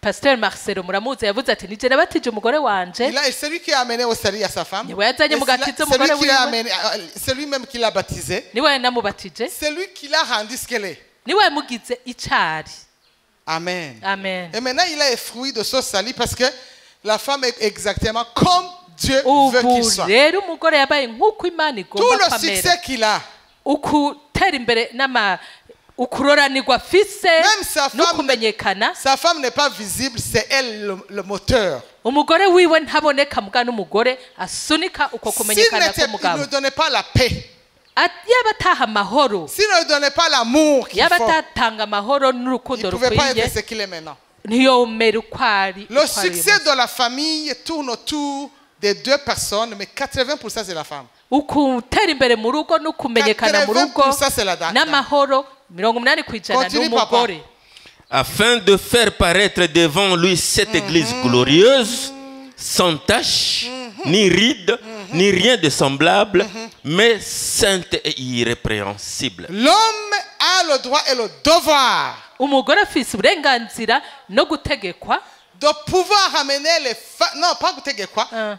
Il a le droit et le devoir de prendre sa femme et de la changer jusqu'à qu'elle ressemble à une épouse merveilleuse pour le Seigneur. umugabo n'inshingano ziwe kandi gufata umugore wiwe akamuzana gusa na kristo Parce qu'avant toute chose, moi je vais parler au pasteur. kuko imbere y'ikintu cyose agira Les hommes pasteurs. agira abwira abantu b'abungeri Avant de présenter cette église, imbere y'uko iri shengero vous allez ryerekana présenter d'abord vos épouses.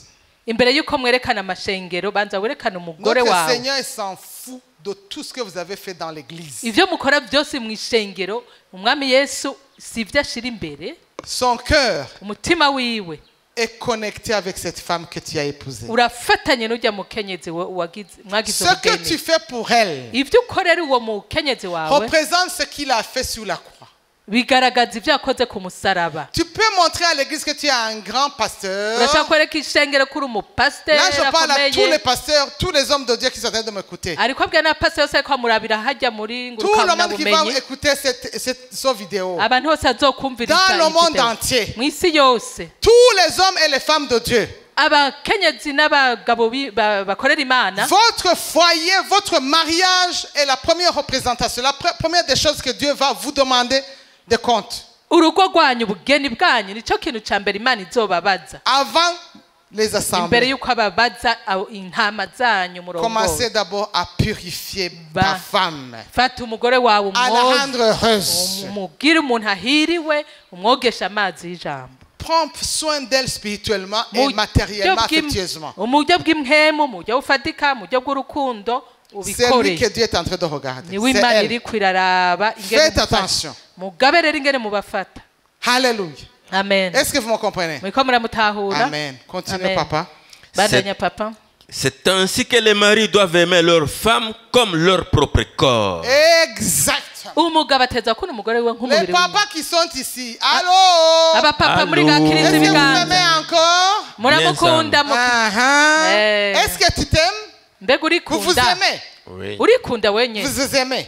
murikunda J'aime dire au Burundais, arakunda abwira quand tu abarundi vas au cabaret, iyo ugiye mu kabari manger des brochettes. harya amabroshete À la maison, ils sont en train de manger les légumes. mu nzu bari kwarya intore Ereza n'indagara ariko. n'ibiharage Tu te sens normal dans la tête. wumva mu mutwe ukomeye neza Vous croyez que c'est pourquoi les Burundais, tous les Burundais ont des gouttes. Ils sont malades abarundi de la benshi goutte. bagwaye gute Ils sont remplis de protéines excédentes Buzuye dans leur corps parce qu'ils mangent la viande des enfants et de la femme. buzuye ibintu bya ndemamubiri birenze uko barya inyama z'abagore bari kurya n'iz'abana bari kurya n'izabo C'est pas ziherera normal, muri ça. bo si bisanzwe ivyo C'est fou, hein? Que les hommes soient délivrés dans le nom de Jésus. mu izina rya Yesu abagabo bama ariko harya amabroshete bonyene Ces niba cabarets, moi je suis en train de prier pour Niba que tous bohoke. les cabarets disparaissent dans le nom de Jésus-Christ. ariko arasenga ububare bwose À la buhabwa place mu des izina rya cabarets, Yesu il y aura des restaurants Muki- très mignons mu kibazo où maman, cy'amabubare papa et les enfants pourront prendre l'hôtel. haba amaresitora meza aho papa na Je mama suis en train n'abana de les bagenda effacer dans le nom de Jésus ariko spirituellement. arafuta ububare mu izina rya Yesu Si tu es riche avec le cabaret, attends-toi à la ruine. Niba- Commencez, imitwe itangure gukora avec nimba autre chose. utungishijwe n'ububare ugira uhombe umutwe n'utanguye kuzana ibindi Alléluia. amen Banda, continue papa. Celui qui aime sa femme s'aime lui-même. Exact. ukunda umugore wiwe araba yikunda wenyine Eh, avant de regarder les choses pour ton ventre, imbere regardez ko pour madame. imbere ko murondera izo ndamu shiramo ico Avant de t'habiller Ravira bien madame. avec des beaux costumes, cherchez une robe pour madame. imbere yuko wambara amakositime meza Yeah.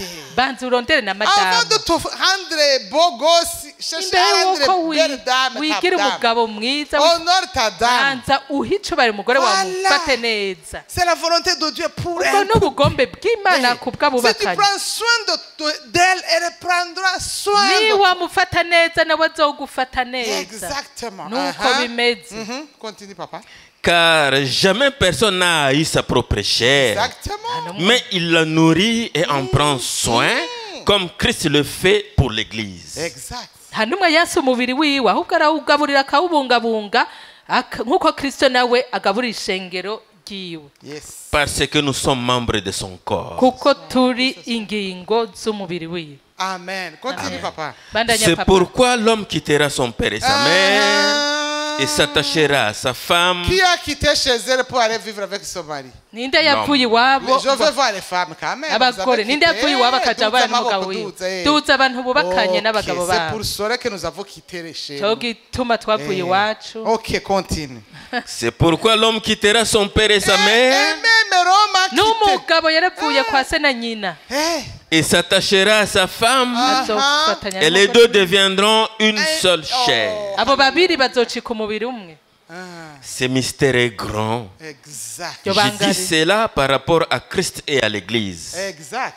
yo Du reste. bangarira hambaye Du reste, que chacun de vous aime sa femme comme lui-même et que la femme respecte son mari. Exact. Et les gens m'ont dit que je suis en train de les rendre esclaves. hariho abariko bibaza ngo Où ariko sont les bagira esclaves? abaja bari hehe Ok. Ok. On va continuer. tubandanye Le mariage produit des enfants, n'est-ce pas? ubugeni buzana abana Ephésiens 6:1. abanyefeso 6:1 bana mwumvire abavyeyi banyu mu mwami wacu Enfants. Qui sont les enfants ici? abana bari ngaha ni bana Je sais que nous tous, nous sommes les enfants. twese turi abana Nous avons des parents, non? turafise abavyeyi Uh-huh. bana mwumvire abavyeyi banyu mu mwami wacu kuko ivyo ari vyo bigororotse ubahe so na nyoko ico nico cagezwe ca mbere kiri mu isezerano kugira ngo uronke amahoro urambire ku isi Jusqu'à 9. namwe base ntimukaratse abana banyu Attends, continue, continue. Mhm. namwe base ntimukaratse abana banyu ariko mubarere mubahana mubahanura uko umwami wacu agomba Yes. amen En français? Enfants, obéissez à vos parents selon le Enfants, Seigneur, enfants. car cela est juste. Attends. Est-ce qu'il y a des enfants ici?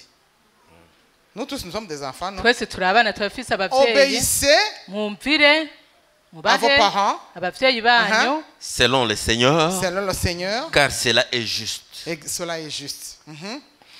Honore ton père et ta mère. Honore ton père et ta mère. Ubaha so na Vous nyoko. jeunes, vous enfants, nous abana aussi, twese nyene honorons nos twubahe parents. abavyeyi bacu C'est le premier commandement avec une C'est promesse. le premier commandement avec une promesse. Bandanya. Afin que tu sois heureux et Uh-huh. que tu vives longtemps sur la terre. Exactement. La clé de, la vie, de vieillir longtemps, de vivre longtemps sur la terre, c'est d'honorer nos parents. wubasha abavyeyi rero uzohabwa La Bible ne umugisha dit wo pas qu'il doit être kuramba un bon parent. nateza ko ari umuvyeyi ameze Il peut être neza un ivrogne. arashobora kuba ari imborerwa Il peut être un fou. arashobora kuba ari Il peut être umusazi un sorcier. arashobora kuba ari Il umupfumu peut être n'importe comment. arashobora kuba ari we Tu wese as le droit et le devoir de le respecter, Ari- de l'honorer toute ta vie. ufise itegeko ryo kumwubaha n'ubuzima bwawe bwose Pour avoir cet avantage de vivre longtemps kugira ngo uzorambe et de ubuzima vivre bwawe heureux. kandi ukabaho uhiriwe Parce que Dieu a des principes. Il suffit de les suivre. imana ifite ibisabwa kandi uteza kubikurikiza Est-ce que vous comprenez? mbe muriko muratahura Continuons. Et vous, pères, n'irritez pas vos Quand enfants, on parle de père, c'est les mamans aussi. n'abamama barimwo Qu'on n'irrite jamais nos enfants. abana ntimukabaratse Quand les enfants sont adolescents, ils nous irritent. abana bari mu bihe by'imiyabaga bw'ubuyabaga baradugora cyane mets tes genoux sur terre pour demander à Dieu la sagesse, shira amavi yawe mufukame l'intelligence de pouvoir les aider. fukama imana iguha ubumenyi n'ubwenge bwo kubafasha Et que Dieu puisse les changer lui-même. imana ishobore kubahindura Parce que Dieu qui l'a créé, c'est lui seul qui est capable de le changer. imana yabaremye niyo ishoboye Au kubahindura lieu de commencer à les battre, aho gutangura kubakubita à les engueuler tout aho le temps, kubatuka umwanya wose ça va les détruire. bizobasambura Continue, papa. mais élevez-les en les corrigeant et en les instruisant selon le Seigneur. Exactement. Selon le Seigneur. C'est ce que je vous ai dit, l'autel de la maison. nk'uko umwami agomba Quand vous êtes à la maison, iyo muri muhira la prière de la maison, l'autel qui est construit à la maison va les ca changer. gicaniro c'imuhira mugira mugasengera hamwe entendre la parole, ils vont bizobahindura changer. Amen. bazokumva ijambo hama bahinduke 1 Corinthiens, c'est le dernier verset. 1 Corinthiens 11, 11. umurongo wa nyuma abikorinto ba mbere 11:11 haravuga ngo ariko mu mwami wacu umugore agenda ku mugabo ariko mu mwami wacu umugore agenda ku mugabo niko n'umugabo uko umugore agenda ku mugabo niko n'umugabo agenda ku mugore nk'uko umugore yamutse ku mugabo niko n'umugabo avyagwa n'umugore ariko byose byamuka ku mana Il n'est pas question de position, de supériorité, d'infériorité, mais c'est une question de complémentarité. si ikibazo cyo kuvuga ngo uwo hejuru wo hasi ni ikibazo cyo Tu peux lire en français. ni ikibazo cy'uko mwuzuzanya 1 Corinthiens 11, 11, 12. Car, toutefois, 11, 11, yeah. 11. Toutefois, dans le Seigneur, la femme n'est point sans homme, sans l'homme, ni l'homme sans la femme. Car, de même que la femme a été tirée de l'homme, de même l'homme existe par la femme, et tout vient de Dieu. Exact. De même que le Saint-Esprit est une aide, la femme est une aide. C'est une question de réciprocité. nk'uko mpemu yera ari umufasha n'umugore n'umufasha ni ibintu byo kuzuzanya À cause des mauvaises fondations, certains sont mariés par des monstres. kubera rero imishinge mibi benshi barongowe n'ibikoko La grande fondation d'un mariage réussi, le salut profond, la prière ensemble, vous deux, la complicité en tout. umushinge nyamukuru mu rugo kugira agakiza mugasengera hamwe mwese C'est une complicité en toutes choses. ni ibintu rero muhuriza hamwe mukumvikana mwese Les concessions et le pardon mutuel, inconditionnel. mukababariranira magiriranire mu kubabariranira Est-ce que tu es prêt à pardonner ton mari? mbega uriteguye kubabarira umugabo wawe Il y a un problème ici. aha rero hari ikibazo Juste un exemple akarorero que je rencontre souvent. aya mahura nako La femme, le mari a trompé la femme. umugabo yarenze ibigo yahenze umugore Est-ce que tu es prêt à le pardonner? mbega umubabarira yarenze ibigo Hein? C'est vrai? La nivyo femme a trompé son mari. umugore yarenze ibigo nuvuga yaciye inyuma umugabo wiwe. Est-ce que tu es prêt à le pardonner? Mbega uritegure kumubabarira? Monsieur, mugabo we, regardez-moi dans les yeux. nimundabe mu maso. Hein? Pardon. Hein? Ça devient compliqué. Ok. Juste une question. Attends. biba bikomeye. Est-ce que si un jour tu tombes dans l'impudicité, hamwe vyoshika ukagwa mu busambanyi ça peut t'arriver, non? birashaka gushika. Est-ce que tu es capable, ta femme ne t'a pas vu, umugore wawe ntiyakubonye, tu es prêt à demander à Dieu pardon? urashoboye gusaba imbabazi Imana? Hein? Oui. yaravuze yego. Tu t'attends à être pardonné par Dieu. uriteguye ko Imana Et qu'est-ce qu'il a ikubabarira? dit dans sa parole? yavuze ko mu ijambo ryiwe, Pardonnez-nous nos offenses, comme nous pardonnons aussi à ceux qui nous ont offensés. utubabarira ibyaha byacu nk'uko devient natwe difficile. tubabarira abatugiriye nabi. Tu dois être prêt à pardonner ton mari ou ta femme en toutes choses. witegure kubabarira umugabo wawe n'umugore wawe Peu muri importe la byose, grandeur, uko vyoba bingana kose, peu importe la gravité de son uko péché, vyoba icyaha cyo gikomeye, tu dois le uteza pardonner. kumubabarira. Et mesdames et messieurs, vous devez avoir l'audace de demander pardon avant même qu'il ne le sache. umugabo n'umugore witegure rero kumusaba imbabazi mbere nuko abimenya, Parce que quand il a déjà su, ça sera grave. kuko amaze kubimenya utamusaba imbabazi bizoba bikomeye. À bon entendeur, salut. mwumvise rero amatwi yanyu abe Moi, yumvise. je vous ai dit que les couples peuvent manquer le salut à cause de ça. hari abantu bazobura agakiza, Il y a des gens qui vont perdre le salut à cause des mariages. hari abantu bazobura agakiza Parce kubera que ingo. si tu ne le pardonnes pas, tu ne seras jamais au ciel. je te assure. utamubabariye nawe ntuzobabarirwa mu ijuru. Chaque jour, nous commettons des péchés. misi yose turakora ibyaha, Nous demandons pardon à Dieu. Tout de suite, là, il nous pardonne. Il oublie même. Imana turayisaba imbabazi kaca yibagira. Toi, tu l'as pardonné, mais chaque fois, tu reviens avec ça. we Souviens-toi yakubabariye de l'autre jour, là. Hein? Je Ukachu- te connais, là. ukaca uvuga Là, tu vas ndakuzi, recommencer toujours. Je te ubwo connais. umubwire uwo mwubakanye ngo Tu te ndakuzi souviens des péchés murasubiriye, de l'ancienne vie, hein? uguma wibuka ibyaha yakoze, Quand Dieu te pardonne, il efface. ariko Imana ibabarira hanagura igafuta. C'est comme des enfants. tumere nk'abana, Soyons, je te tube parle, je me parle à moi nk'abana, aussi. ariko arakubwira nawe ariko aribwira. Je continue. Là, je vais arabandanije terminer. Je vois que les gens sont impatients, ils sont en train de rentrer. agira heze ko yarabona Le mariage est un plan de Dieu et dès le commencement. ubugeni rero n'umugambi w'Imana Je le kuva mu répète, ntango c'était quelque chose de arabisubiyemo, beau et de glorieux. ni umugambi mwiza ku Mana. Amen. Amen. Dans Genèse 2, 22, Adam et Ève, ils étaient heureux à côté de Dieu. mu itanguriro 22 Adamu na Eva bari bamerewe neza mu mahirwe imbere impande Mais y'Imana, un autre jour, les deux hommes se sont rebellés et ils ont été jetés dans le désert. ariko murazi yuko baraguye bagwa mu vyaha Mais baca Dieu a amené abata mu le salut par bigaragwa. Jésus-Christ. Imana yagarukanye agakiza iciye muri Yesu Kristo. La responsabilité par rapport aux enfants dans Éphésiens 6, 1 jusqu'à 9, inshingano c'est de rero les éduquer dans l'amour de Dieu. abana mubarere mu rukundo rw'Imana. Amen. Amen. Proverbe 19, verset 18, il faut régulièrement veiller sur vos enfants et être proche d'eux régulièrement pour les amener au Seigneur. Imigani haravuze yuko muteza kwegera abana mukabarerera mu mwami mukabazana ku mwami. Beaucoup de parents ont démissionné dans l'éducation de leurs enfants. Abavyeyi benshi barataye inshingano zo kurera abana babo. Alléluia. Amen. Seigneur, je prie pour que les parents puissent commencer dès maintenant, ceux qui ne l'ont pas encore fait, à éduquer leurs enfants dans le Seigneur, dans le nom de Jésus. Mwami Yesu ndasenga abavyeyi batarera abana banyu bo muri mwami wacu Yesu batangure kubarerera muri Kristo Yesu. Proverbe 22, Imigani 22 on peut lire ensemble. turashaka gusomera hamwe. Proverbe 22, les parents doivent savoir que ces enfants doivent suivre le Seigneur quand ils grandissent régulièrement. Tous les jours, ils doivent savoir que Dieu doit être le numéro 1 dans leur vie. Abavyeyi batozindira abana babo babigisha yuko umwami Yesu ateza kuba Tu peux lire nimero ya dans mbere. Proverbe 26.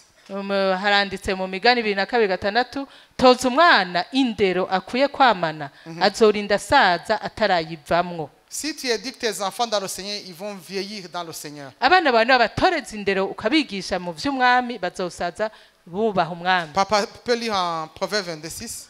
Instruis l'enfant selon la voie qu'il doit suivre, et quand il sera vieux, il ne s'en détournera pas.